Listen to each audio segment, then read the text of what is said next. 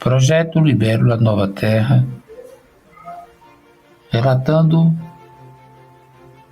os capítulos do livro de Divaldo Franco, pelo espírito de Abélia Rodrigues, Vivendo com Jesus. Vamos relatar capítulo por capítulo de uma forma carinhosa. Vamos lá? Capítulo 8. Cegos para a Verdade. Jericó era uma cidade encantadora, bordada de flores e de laranjeiras, que periodicamente explodiam em festa de perfume, prenunciando a frutescência rica em fontes e córregos, situada próximo ao Rio Jordão e a Jerusalém, constituía um dos orgulhos da Judéia. A cidade antiga, hoje reduzida a ruínas calcinadas, data da época muito recuada, há quase 7.000 anos antes de Cristo, em pleno período neolítico. Destruída inúmeras vezes, teve as suas muralhas sempre reconstruídas, tendo sido palco da lenda que se tornou clássica em torno das trombetas de Jericó, que a teriam derrubado entre os anos de 1400 a 1260 a.C. Sempre experimentou terríveis flagelos, como ocorreu por volta do século XVII a.C., quando foi incendiada. Abandonada, essa área primitiva foi reconstruída em lugar próximo por Herodes, que a formoseou, preservando toda a sua grandeza histórica. Suas belas residências e mansões hospedavam pessoas ricas e cultas, que se permitiam recepções faustosas e festas retumbantes. Era quase passagem obrigatória entre a Galileia e Jerusalém. Muitas vezes Jesus a visitara, quando das suas jornadas à Cidade Santa para o seu povo. Ali mantivera contatos comovedores, havendo oportunamente penetrado o coração e a mente astuta de Zaqueu, o cobrador de impostos, que se tornara detestado pela cuspidez e fortuna amealhada, mas que fora tocado pelas notícias que dele ouvira, havendo subido em uma figueira a fim de vê-lo passar, quando foi convocado a recebê-lo no seu lar. É em uma estrada de Jerusalém que conduzia a Jericó que o mestre comporá a incomparável parábola do bom samaritano, lecionando bondade sem alarde e amor desinteressado, com recursos essenciais para entrar-se no reino dos céus. Naquela cidade, portanto, famosa também pelas frutas secas e vinhos capitoso, Jesus operou fenômenos incomparáveis, tocando a sensibilidade das massas que o acompanhavam, assim como de todos aqueles que ali residiam e os presenciaram. Pairava no ar o perfume balsâmico da natureza em festa, e o sol dourava os campos ornados pelas flores primaveris. Havia uma festa de sons quase inaudíveis, entoados pelo vento e pelo farvalhar das folhas do arvoredo, enquanto a taça de luz derramava claridade por toda parte. O pó levantava-se, denunciando o movimento dos viajantes que se acercavam das portas da cidade amuralhada, ou que por elas saíam estuantes de beleza. Formosas figueiras esparramavam suas copas vetustas, projetando sombra agradável no chão coberto de gramíneas verdejantes, ornadas por miosóticos, miúdos e azuis. Tudo formava uma bela moldura para os acontecimentos que se desenhavam em perspectiva de felicidade no momento da saída de Jesus, que estava acompanhado de grande massa de gentes, de diferentes aldeias e dali mesmo por onde passara. Ele estivera em Jericó e deixava os seus domínios.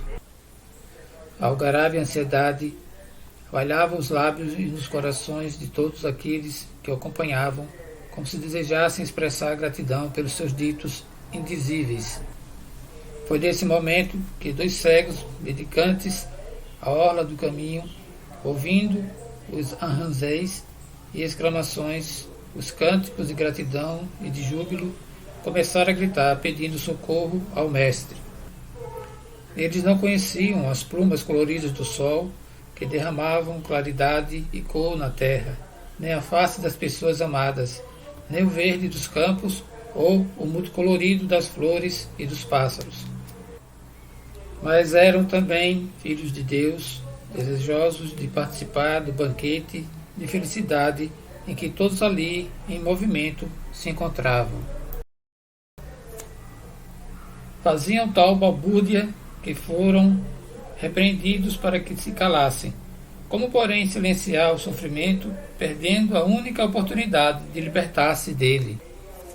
Somente a necessidade sabe quanto é cruel a dor e quão tormentoso para o invidente constitui seguir pela noite interna sem contato com a luz do dia. Aqueles que os repreendiam possuíam visão e estavam disputando-se as moedas de alegria que ele distribuía.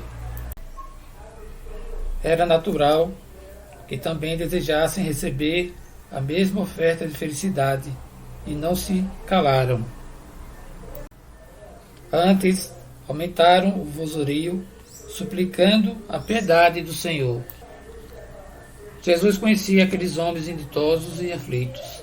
Era o pastor e se identificava com todas as ovelhas que lhe pertenciam. Não fazia muito, libertara paralíticos da imobilidade, surdos da ausência de sons e loucos da perturbação que os estigmatizava, por que não fazer o mesmo com aqueles infelizes?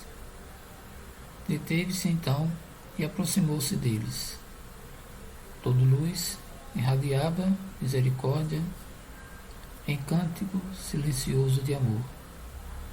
Acercando-se dos requerentes de ajuda, interrogou-os: que queres que vos faça? Era uma indagação lógica e própria do seu caráter. Nunca se impunha, jamais exigia. Sempre ouvia o problema no sofredor, antes de ajudá-lo a solucionar. Era o poema de ternura, que nunca perde a docilidade, nem se torna exigente. E eles responderam imediatamente: Senhor, que os nossos olhos sejam abertos, permitindo-nos ver a claridade da luz. Um silêncio comum tomou conta da multidão. Jamais se cansariam aqueles indivíduos de ver a ação em comum e de ouvir a mensagem libertadora, que não souberam ou não quiseram utilizar conforme deveriam. No entanto, ali estavam. E isso é o que importava. O Senhor se aproximou suavemente e tocou-lhes os olhos apagados. Uma onda de inexplicável energia penetrou-os, rompeu-lhes o véu da noite, e a escuridão cedeu lugar à luz, que os invadiu, provocando a princípio uma grande dor, logo em seguida de inefável alegria, e o seguiram cantando hosanas. A epopeia da Boa Nova, toda entretecida de lições verbais e ações profundas de libertação, alcançava o máximo de realizações a fim de que todos soubessem quem era o cantor e qual a canção que entoava. Mas nem todos os que acompanhavam podiam entender e abandonar tudo que lhes constituía cárcere em retenção para o seguir depois em liberdade, embora anelassem por ela. Jericó vira a cura do cego Bartimeu, que lhe implorava a claridade exterior, mas não se sabe do que lhe aconteceu depois. Se mergulhou no oceano das claridades espirituais ou se tombou nas sombras do prazer e da alucinação. Zaqueu, também de Jericó, que o recebeu, quando lhe chegou a velhice e se desincumbiu dos deveres familiares, entregou-se-lhe, tornando-se testemunha dele e narrando à posteridade a felicidade que lhe foi concedida ao tê-lo no lar. Os dois cegos do caminho recuperaram a visão, mas não se tem notícia de que se houveram embriagado na luz da imortalidade ou se ouviram a treva dessa densa da alma.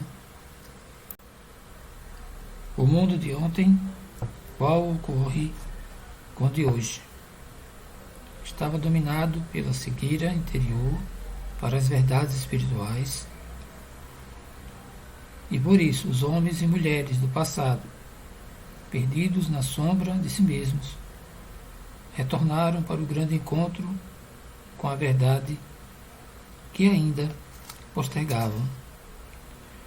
A mensagem dele envolve as suas criaturas distraídas, que lamentavelmente não têm ouvidos nem interesse para introjetar, tornando-a lição de vida atuante.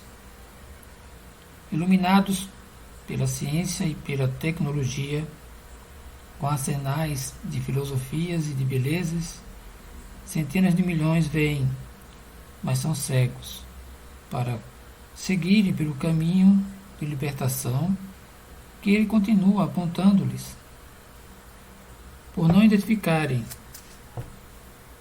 que o seu piso é argamassado pelo amor e as suas bordas são construídas pelo perdão e pela caridade, conduzindo à paz. Veem, sim, mas não enxergam. Têm olhos que brilham, mas que ainda não perceberam a luz do discernimento nem da misericórdia. Dia virá, no entanto, que repetirá para a humanidade a cena da sua saída de Jericó, e os cegos bradarão: Senhor, tem misericórdia de nós. E ele abrirá os olhos da alma de todos para a renovação e a vida eterna, no mundo de hoje que faz lembrar Jericó de ontem.